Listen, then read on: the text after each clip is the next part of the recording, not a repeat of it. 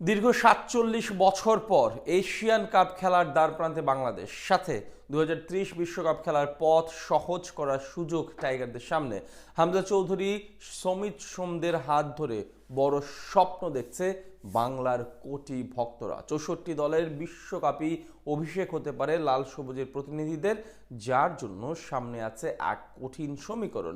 Asian cup খেলার সমীকরণ আর বিশ্বকাপে ওঠার সম্ভাবনা নিয়ে বিস্তারিত জানবো রিপোর্টে।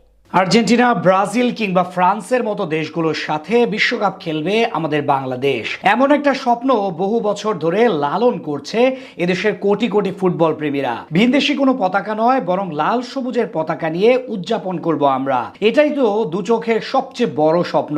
মেসি কিংবা নেইমার নয়, আমাদের দেশের ফুটবলাররা বল পায়ে ছুটবে বিশ্বমঞ্চে। গোল করলে উল্লাসে মেতে উঠবো সবাই একসাথে।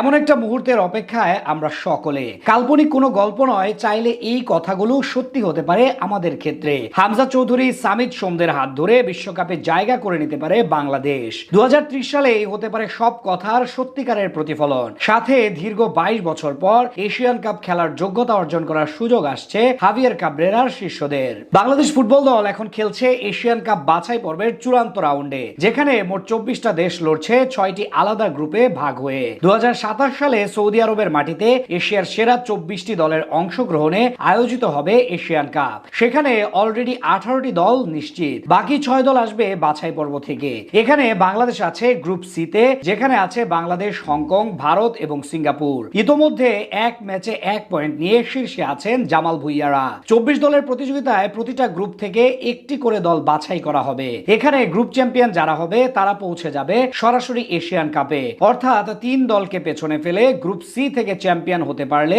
দীর্ঘ ৪৭ বছর পর এশিয়ান কাপ খেলার যোগ্যতা পাবে বাংলাদেশ। তার জন্য সবচেয়ে গুরুত্বপূর্ণ 10 জুন সিঙ্গাপুরের বিপক্ষে ম্যাচ। এখানে জিততে পারলে শীর্ষস্থান আরো মজবুত হবে জামালদের। এরপর ভারতকে নিজেদের ঘরের মাঠে এবং হংকংকে 2 লেগ মিলিয়ে হারিয়ে দিতে পারলে সেটা অনেকটাই নিশ্চিত হয়ে যাবে বাংলাদেশের জন্য। শোনা যাচ্ছে ২০৩০ বিশ্বকাপ হতে পারে ৬৪ দলের সমন্বয়ে। সেটা সত্যি হলে এশিয়া মহাদেশ থেকে বাড়বে অংশগ্রহণকারী দলের সংখ্যা। সেক্ষেত্রে ২০২৭ সালে এশিয়ান কাপে যদি বাংলাদেশ জায়গা করে নিতে পারে এবং সেখানে ভালো কিছু করতে পারে, তাহলে অনেকটা সহজ হয়ে যাবে বিশ্বকাপের পথ। এছাড়া বিশ্বকাপ বাছাই পর্বের ধাপও অপেক্ষাকৃত সহজ হবে ২০৩০ সালে। আর দেশের ফুটবলের এই অগ্রগতি যদি চলমান থাকে, তাহলে দক্ষিণ এশিয়ার সবগুলো দেশকে টক্কর দিয়ে গোটা এশিয়ার মধ্যে আধিপত্য শুরু করতে পারবে জামাল ভুইয়ারা। সেটা সম্ভব হলে অদূর ভবিষ্যৎ পর্যন্ত প্রবাসী ফুটবলারদের আগমন অব্যাহত থাকবে। ইতিমধ্যে হামজা চৌধুরী ও সামিত সোম যোগ দিয়েছেন বাংলাদেশের স্কোয়াডে। কিউবা মিচেল, ফাহমিদুল ইসলাম সহ আরো বেশ কিছু প্রতিভাবান ও বিশ্বমানের ফুটবলার আসতে যাচ্ছেন বঙ্গপাড়ে। তাদের নিয়ে আগামী কয়েক বছরের মধ্যে শক্তিশালী দলে পরিণত হবে বাংলাদেশ।